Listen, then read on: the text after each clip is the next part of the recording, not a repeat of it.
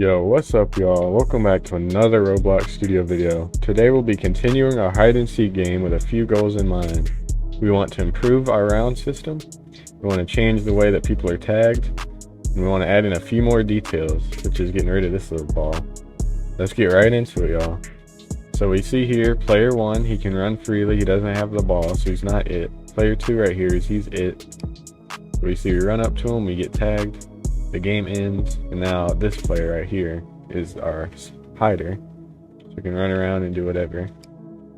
So one thing we never tested last round was what happens if our it right here is in the game, our contestant's right here, and we just go ahead and leave the game with this player. So we see right here we're in our server, so nothing's happened. So we see our player, our it is still here. We go into players, there's only him. So when we go here, we see that it never picks up getting the player. So it never gets the player removing event in the first place. So what I found, I've been testing for a little bit. I think that this just doesn't fire because when the player leaves, they're in this function right here. So I believe what we would need to do is we would need to put this in an external script or something of the like. So we can do that. We can begin, can comment all of this, and then we can come up here. This contestants, I believe what we should do, we should make it a folder instead. We can go to server storage, folder, contestants. And then we can insert a new folder and call this one chosen. Now once we have this, we can take this, move this up here, total chosen folder equals, or first let's go up here, local server storage equals game get service server storage. Now I come down here, server storage, change this to lowercase, server storage dot, find first child, chosen. And we can do contest, we can do player folder, is server storage, find first child, contestants. Now once we have this, drop this line. Now we can go down here. We see the rest of this there's a red line under it. So contestants does not exist anymore. What we can do now, we can do player folder, get children. So let's say that the instances we get out of the folder are string values with the name. So it'd be b.value, so this would be the player's name. And if it's equal to the player name who got tagged, then what we would do, b equals to show. Now another error we would have is down here when we're adding the contestants. So this is not important. Once we go here, we could simply do local player name equals instance.new string value. Put this string value into the player folder. What we do, we name this, we set the value of it equal to b.name. So now this would be equal to the name of the player. So when we go up here to get it, it'll just be name of the player equals the name of the player. So what we do now, we send the chosen player into battle and we wait until the number of contestants equals 0. So we can do number of player folder get children is equal to 0. So another thing we would change when we get this, we go up here. Whenever it chooses the player and it chooses them as it, can do local chosen name equals instance.new string value.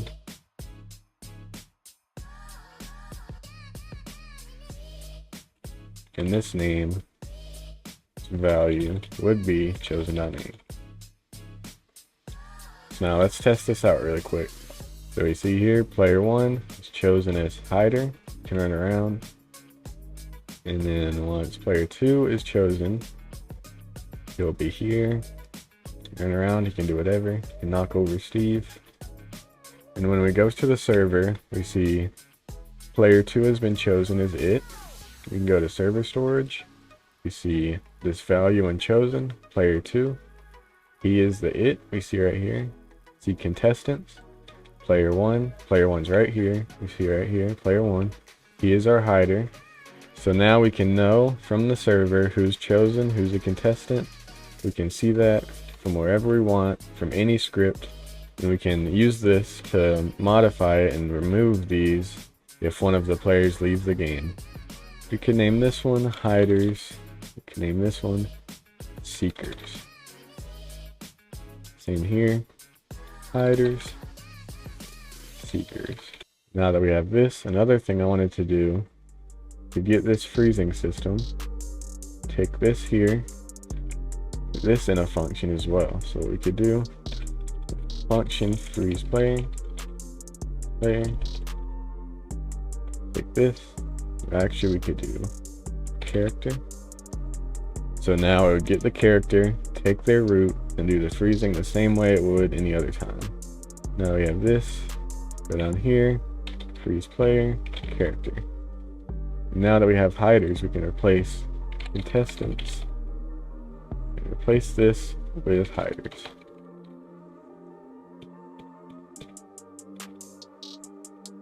And what we can also do, we can go up here.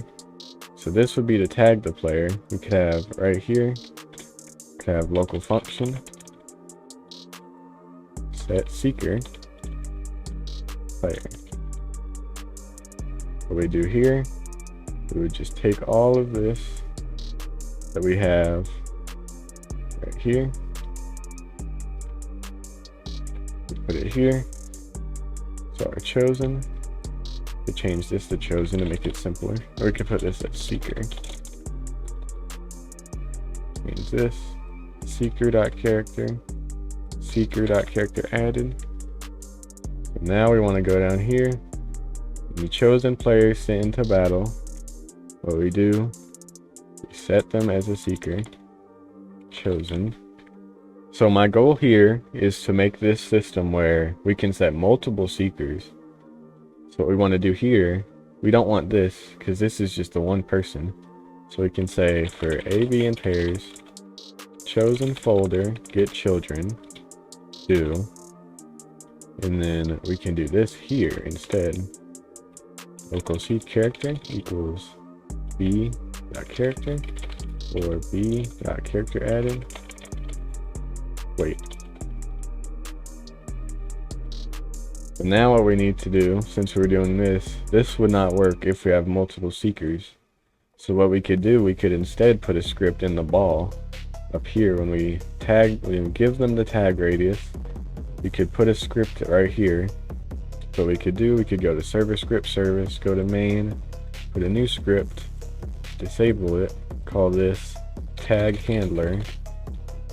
And with this tag handler, what we're going to do, we're going to go back to main, tag player function, and go here. And since everything we have here, all of our contestants are now public for the server to see, you can just take this, put it here, you can set local part equals script.parent. So if debounce is true, you can do part.touched next function. You can call this hit part. Do local character equals hit part dot parent. So for now we can call this one character seeker. Call this ball. Ball.touched, ball.parent. Take this end right here, delete it, put it here, fix our script, and we should be good. So now when we're freezing the player, we can take this script as well. Freeze player. Can take this here, delete it, paste it right up here. So we see here that this weld part function is not public. So maybe what we could do, could go to server script service, module script, could name this extra command, go right here, take the weld part, put it in extra commands, Change this to say function module weld part P0 P1, and there we go.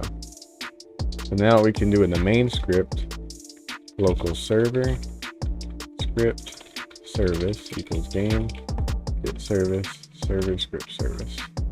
Go here with the module equals require server script service find first child extra commands. Now we can do, we see weld part right here doesn't work, and that's the only place. So weld part, we can do module weld part root ball. So it'll be the same command, be the same function, except now it's in this. So we can also go here, local server scripts service equals game get service server script service, and then local module require server script service find first child extra commands. Now when we come down here, we can do module weld part, the same as we did for the other script. It should work the exact same. So they're both going to load this into their script, and every time we need to weld a part, they'll call upon it, they'll weld the part, and it'll continue going. And now the tween service has a red line. We can go here, equal tween service, and get service, tween service. So now that we're in a separate script, our variables are not here, so we'll see player folder has a red line under it. We can just go here, local player folder. So actually we first need to call local server storage is game get service server storage. Now we go here, server storage, find first child player hiders, local chosen folder is server storage find first child seekers, and we can just call this seeker folder and hider folder. Now I change this here, hider folder. You see there are no errors. They should have the same script pretty much. The reason I did that actually is so I could come here. They have been tagged by character seeker.name. So they'll be tagged by tropical masterpiece, for example. Can even be fancy, put a period at the end. So now I have this, we need to go back to main, and then local tag handler is script find first child tag handler. Now that we have all of this, we go here, local tag handle equals tag handler clone tag handle parent get the ball, then we enable it. So therefore the ball will be able to tag people. We'll have the script in here. We no longer need this tag player function. We can move this in. We see that everything should work the same. We no longer need this line right here. We remove this line, so it still gives them in the radius. Now that we have all of this, we can remove the players. So our tag radius function, we take this away. This would be function module tag radius. Like that. And since everybody who needs to be made it, whether they're tagged by this script and they're chosen up randomly, or they're chosen by this script and they're tagged, they would need to have a ball, they need to get a tag handler. So we take this, take the tag handler here,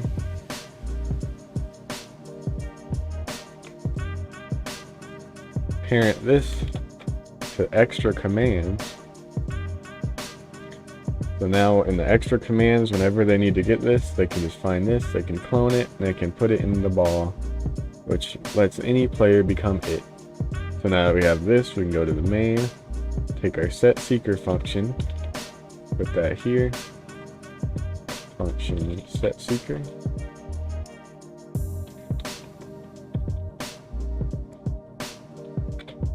So now that we have our set seeker function, we can get the play spawn. And go up here, local replicated storage, and get service replicated storage. So we can go here, replicated storage. We go to vector3 value. This can be our place spawn.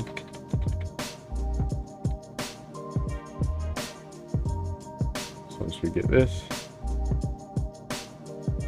local place spawn is replicated storage, find first child place spawn. So now every time this is called on, so for example, if there's a different map, we can do local spawn location is place spawn dot value.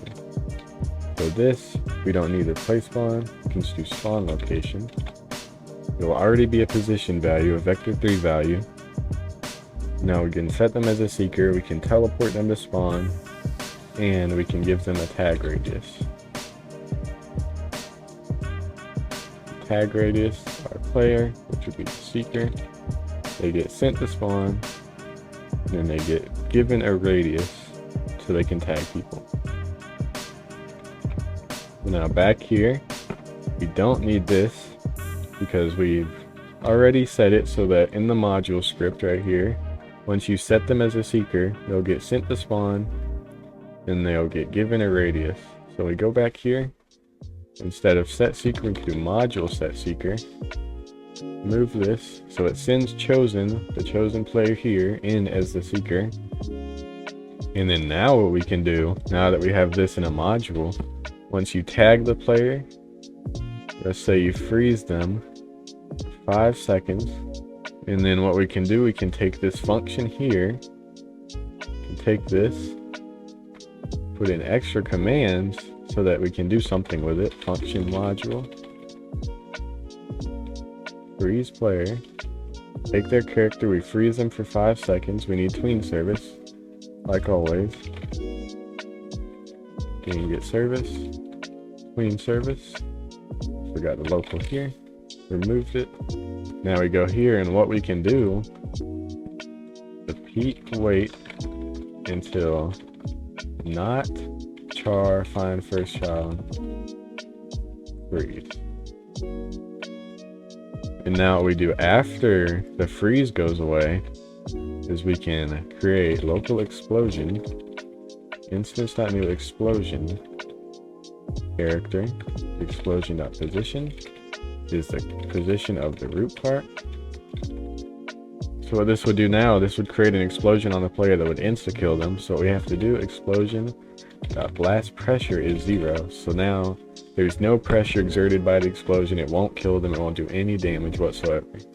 And once you tag this player, what we will do is we will set them as a seeker, set seeker character. Just to make sure, we can go down here. Seeker would be a player because we get their character. So we go back here. Local frozen is game.players, get player from character, character. And instead of character, we send the frozen player into the set seeker command. So now with this command, you get tagged, you get frozen right here. Freeze expands around you. After 5 seconds, it will get removed. So we wait until it's removed. Then we create an explosion around you. So once the explosion hits, you're free to go. We get the player, we set them as a seeker. So we go down here, they'll explode, they'll get set back to spawn, and they'll get a radius. So they're now effectively a seeker. They can go and tag people just as they were tagged before. Now that we have this, we can go and test it out. So we see here, we've loaded into the game. We have player 1 here. He's chosen as the hider. He can run away. He hides behind Steve. We have player 2 here. He's waiting. He's waiting to get put in the game. So we see here, he is our chosen player. He can run around. He can do this. We tag player 1. He's frozen for a few seconds. He explodes, and he's back at spawn, and you see he has the ball around him. And when we run up to player 2, we still get tagged because we never made it where he is not a contestant anymore. So we need to fix that. So now back in studio, we go to extra commands, and we see that here we've never set him to frozen. So what we want to do, we have our player, local counterpart is hiders, find first child, frozen.name. We need to go here, we need to set hiders. So local hiders is replicated storage, find first child, hiders. And local seekers is server storage, I did this wrong. Find first child, seekers. We change this to server. We need to set server storage. Game get service, server storage. Now that we have this, we can go here. So what we're looking to see is if the player's in the hiders folder already. So if he is a hider, if counter, then counter destroy end. So if they're in the folder of hiders, then we remove them from this folder of hiders, remove this instance of them, and then we set them as a seeker. So what we do as a seeker, firstly, we would of course add them to the seeker list. Local seeker value instance.new string value seekers. What we do with this seeker value seeker dot name. So now when they're tagged, it removes this instance of them in the hider folder and it adds it to the seeker folder. Now that we have this, we have it where it sets this seeker value. We can go back to main, and when they set the chosen player into the value folder, we can remove it because it does that here now.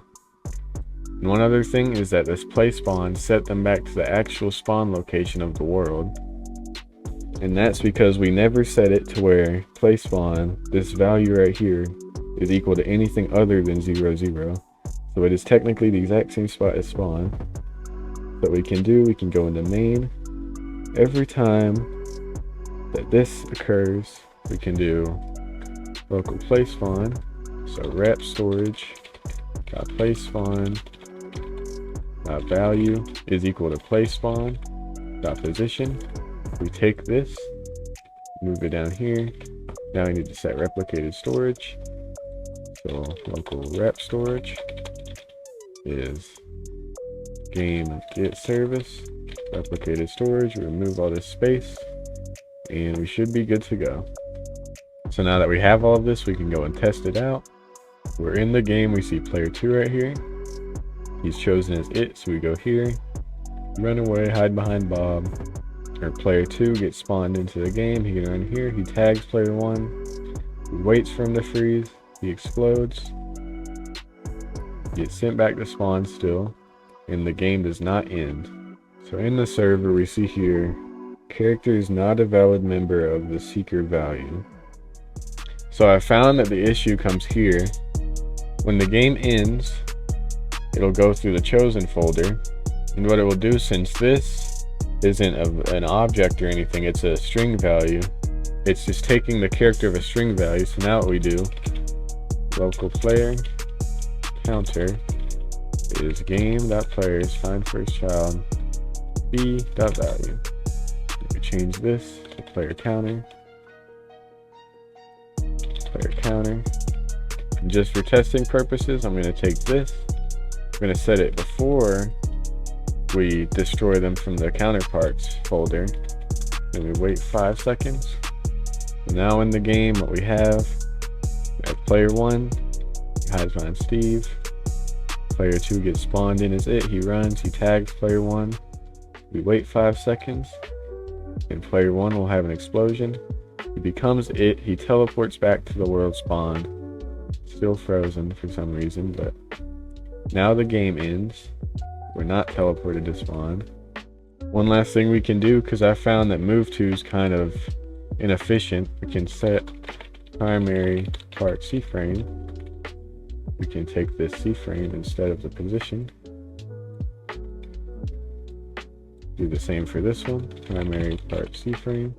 I know this is ruled out, but I've always found it to be a lot more efficient because sometimes it won't work. If something's in the position already, it won't teleport you there. So I just don't really like it. I find that this is a lot more efficient. Well, I've been at this for a minute and I haven't been able to find out the teleporting back. So what I'm going to try is, instead of making them become a seeker for 5 seconds, I'm going to just do it back to normal. Alright y'all, I've been spending a minute on this, and it turns out the reason they want to go back to spawn, if any of this is different, I've literally been working on this for so freaking long. But, so what we need to do here, when we set the C frame, the reason this doesn't work is because we need a wait. So, let's add a wait here, add task.wait.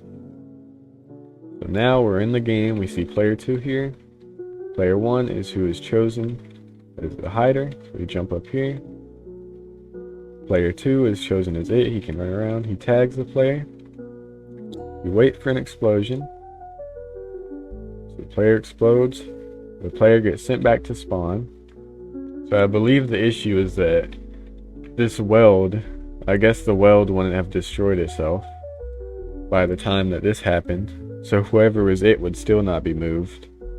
So also to make sure of this, let's go through for CD in pairs, or no, we can do underscore D in pairs, C character, get children, do if D is a weld constraint, then D destroy. So we destroy any welds that are found in the player. This probably should be the humanoid group part. So every weld that remains in the player that might stop them from getting moved would be destroyed. And we see I forgot to end here, so we add this, we fix the script. Alright, so now we're in the game, we have our player here, we have player 2. Player 1 will shortly be teleported. So we have player 1 here, he runs, he tags player 2, he runs away. So after a few seconds, our player here should explode. They both get sent back to spawn. But so does the freeze part, which is weird. So actually what happened here is that we put this into this script. So every time there's a weld, it would do this. So maybe that has something to do with it. I put the end in the wrong spot. So now we can say delete all welds that may prevent teleportation. Bring players back to spawn. So another issue I was having is that in the extra commands, I have a feeling that this doesn't work. So until character find first child freeze is nil. So I believe how we could go about fixing this. In this thing right here, we only check if there's no freeze, if they don't have the contestant status, the bool value. So we could do two things here. We could either check if the player's in the folder of hiders instead of the contestant value, which I believe would be the best option here. But my other option was to remove the contestant value here when the player is getting teleported back to spawn, because that's actually something I never did. I never did contestant.value is removed. So what we could do, firstly, we remove the bool value in the first place. So simply what we can do now is, since this right here removes them from the hider folder, the contestant value would now be useless. What we can do is hider folder, find first child, car.name doesn't equal nil. So now if they're not a contestant, they will not be frozen. So when they get teleported back to spawn, they shouldn't get tagged. So with this, we'll find a value that is named the same name as the character. So now what we can do, when we create this string value, we can also player name.name would be b.name as well. So we can change this to have only one of these. So actually what we can do, we can remove the value. Anytime we take the value of it, so game players find first child, so out of the folder, we could get b.name, and then when we go to tag handler, we see the value right here. So we can remove this b.name, this character.name. We can go to the extra commands on set seeker. When we add the value, we can set .value, can set that to .name. And then I believe this is also what happened here. We were looking for the name instead of the value, so this wouldn't have worked. So now that we have this, deleting them from the hiders folder, it will be checking to see only if they're a seeker. It doesn't check players. So what we could do, we could just remove this and turn them into a seeker no matter what. And then we come here, we have a wait function here to make sure that once they become a seeker, once the game's over, they're removed from hiders, they will have time to become a seeker. They can come here, it will do everything for them. It will remove their tag radius and everything, and then it will take them back to spawn and restart the game. So now we're in the game. Our player here is it. We can tag player 2, we can run away. Once the explosion happens, we both get sent to spawn with no errors. There's no freeze part. The game continues. I'm the hider. We come here. This person's it. We can tag. And then once the explosion happens, we both get sent back to spawn. And it will continue in an endless loop. So that should do it for today, y'all. We accomplished our goal of improving the round system. We made it where the freezing system's a little bit better. Everybody can become it. Once you tag someone, they will become it. They'll freeze for a few seconds. They'll become it. We made it where the round system's fixed. Everybody gets sent back to spawn. And yeah, that should do it for today, y'all. See you on the next episode.